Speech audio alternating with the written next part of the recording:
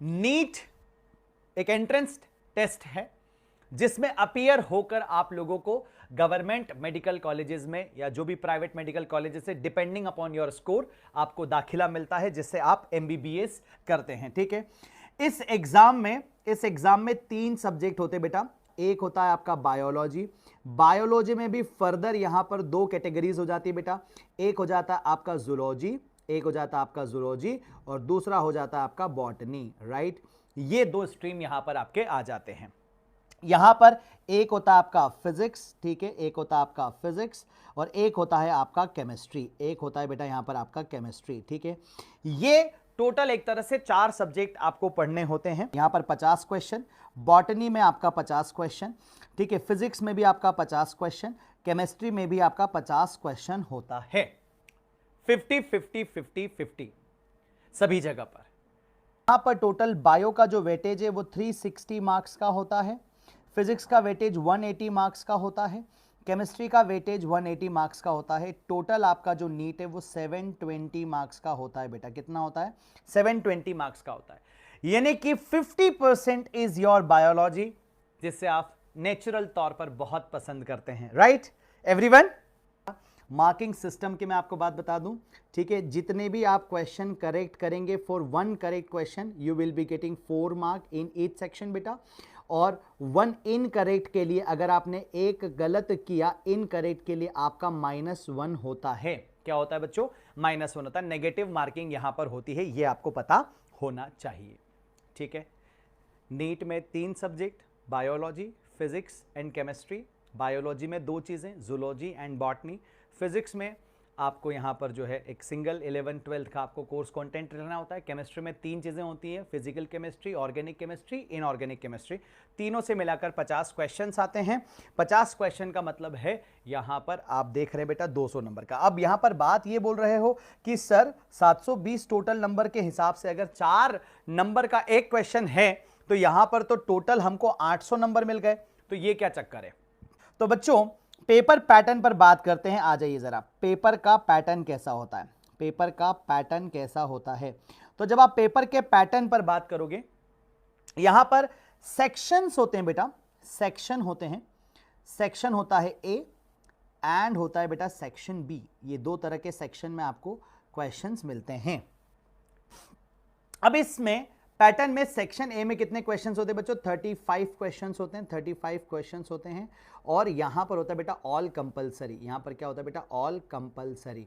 सारे के सारे आपको करना बहुत जरूरी है, अगर नहीं करते हो तो नुकसान ये है कि आपको नंबर नहीं मिलेंगे। ठीक है, सही करते हो 4 नंबर मिलेंगे, गलत करते हो 1 नंबर आपका कम हो जाएगा। ठीक है, तो 35 क्वेश्चंस होते हैं, ऑल क्वेश्चंस कंपलसरी। आपके पास यहां चॉइस नहीं होती, कंपलसरी का मतलब ये है।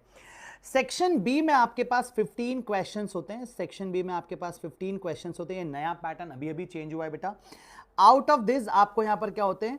एनी 10 बेटा। यहां पर क्या कर सकते हो आप? यहां पर एनी 10, कोई भी 10, any 10 questions you have to attempt. कोई भी 10 सवाल आपको करने हैं कि 15 में से 5 क्वेश्चन में आपके पास चॉइस होती है कि कोई भी सवाल आप कर सकते हैं और कोई भी सवाल आप छोड़ सकते हैं। 5 सवाल आपके पास ऑप्शनल आ जाते हैं बेटा। ठीक है एवरीवन, ठीक है, तो ये जो एग्जाम आपका हो रहा है नीट, ये कंप्लीटली कैसा होता है बेटा? कंप्लीटली एनसीईआरटी बेस्ड होता है। ठीक है, कंप्लीटली कैसा होता है बच्चों? कंप्लीटली एनसीईआरटी बेस्ड होता है। तो आप में से बहुत सारे बच्चे जो अभी क्लास 11th में होंगे, अलग अलग किताबें खरीदने का आपको बहुत शौक होगा, क्योंकि नया नया आपने जर्नी शुरू किया है ना। तो कोई हो सकता है केमिस्ट्री में जेडी ली खरीद ले, हो सकता है फिजिक्स में कोई यूनिवर्सिटी फिजिक्स खरीद ले, हो सकता है बायोलॉजी में कोई गिम्बल का किताब खरीद ले। लेकिन आप सभी लोगों को इस बात का ध्यान रखना है कि ये नहीं करना है आपने। ठीक है, आपको सिंपल कॉन्सेंट्रेट होकर पढ़ना है एनसीईआरटी को। केमिस्ट्री में एनसीईआरटी, बायोलॉजी में एनसीईआरटी, फिजिक्स में आपके पास कोई एक पर्टिकुलर टीचर जिसे आप फॉलो कर रहे हैं, जिस टीचर की क्लासेस को आप फॉलो कर रहे हैं, जिसके साथ आपकी फ्रीक्वेंसी और ट्यूनिंग बैठ रही हो, ये काम बहुत जरूरी है। बायो में आपको क्या करना है बेटा? Only and only NCERT. आपको यहां पर क्या करना है? ओनली एनसीईआरटी आपको रीड करनी है बेटा। ठीक है, तो आपने क्या करना है? आपने पहले लेक्चर देखा, लेक्चर देखने के बाद में आपने डीपीपी सॉल्व करी, डीपीपी सॉल्व करने के बाद में आपने पीवाईक्यू सॉल्व किए, पीवाईक्यू सॉल्व करने के बाद में आपने एनसीईआरटी की रीडिंग लगा ली, दैट्स ऑल।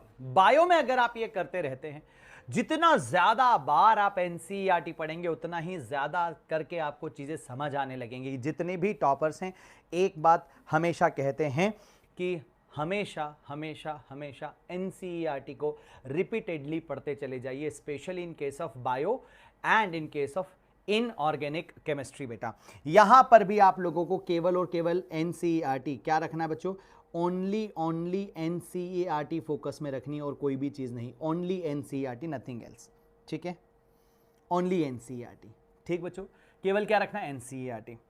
अच्छा, लेक्चर्स यहां पर भी बहुत इंपॉर्टेंट है। आपने लेक्चर्स देखे, लेक्चर्स देखने के बाद में आपने डीपीपी सॉल्व करी, डीपीपी सॉल्व करने के बाद में आपने पीवाईक्यू सॉल्व किए, पीवाईक्यू सॉल्व करने के बाद में आपने एनसीईआरटी को रीड कर लिया। बेटा अब बात यह है कि सर रिवीजन कैसे करना है, मैं उसके बारे में भी बताऊंगा, रिवीजन के बारे में भी मैं बात करता हूं बेटा। ठीक है, डोंट वरी। फिजिक्स में स्पेशल यहां पर आपको क्या होना होता है, देखिए फिजिक्स में कुछ बातें मैं आपसे यहां पर बात करता हूं, ठीक है, वो जो बहुत जरूरी है। ठीक है, क्या करिएगा बेटा, फिजिक्स में आपने सबसे पहले तो एक टीचर फाइनलाइज करना है और टीचर फाइनलाइज करने के बाद में आपको लेक्चर देखना है। लेक्चर देखने के बाद में आपको क्लास में करवाए गए क्वेश्चंस दोबारा सॉल्व करने हैं, ये बात याद रखेंगे, क्योंकि अभी आप क्लास 10th से जैसे ही क्लास 11th में मूव करेंगे ना, क्लास 10th से जैसे ही आप क्लास 11th में मूव करेंगे बड़ी परेशानी आने वाली है आपको, क्योंकि एकदम से बहुत सारी चीज़ें आपकी बदल रही होंगी। तो यहाँ पर आपकी तैयारी कैसे होनी चाहिए बेटा, यहाँ पर आपकी तैयारी शुरू होनी चाहिए बेसिक मैथ से। कहाँ से शुरू होनी चाहिए बेटा, बेसिक मैथ से आपकी तैयारी शुरू होगी। तो आपको लेक्चर्स लेने हैं, लेक्चर्स लेने के बाद में आपको क्लास इलस्ट्रेशंस करने हैं, क्लास इलस्ट्रेशन कंप्लीट करने के बाद में आपको यहाँ पर करनी है बेटा डीपीपी।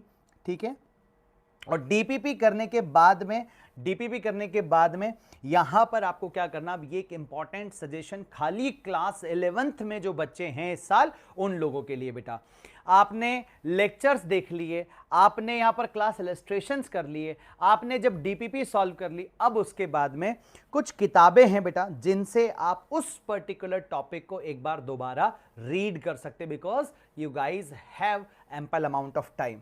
तो यहां पर आपके पास क्या होनी चाहिए बेटा, कोई रेफरेंस बुक, अगर आप यहां पर बात करेंगे सर कोई आपके पास होगी रेफरेंस बुक, तो जिस भी रेफरेंस बुक की हम बात करते हैं उस रेफरेंस बुक में एक रेफरेंस बुक आपका डीसी पांडे हो सकता है बेटा, एक रेफरेंस बुक आपका डीसी पांडे सर का हो सकता है, एक रेफरेंस बुक आपका एचसी वर्मा सर का किताब हो सकता है। ठीक है, एचसी वर्मा सर का किताब हो सकता है। इसमें मैं लिख देता हूं ओनली ऑब्जेक्टिव, आपको एक्सरसाइज करने की जरूरत नहीं है, ओनली ऑब्जेक्टिव मैंने मेंशन किया है। एक किताब आपके पास एसएल अरोरा हो सकती है, एक किताब आपके पास एसएल अरोरा हो सकती है। इनमें से कोई भी एक, सारे ऑप्शंस नहीं, एनी वन ऑफ थ्री। ठीक है,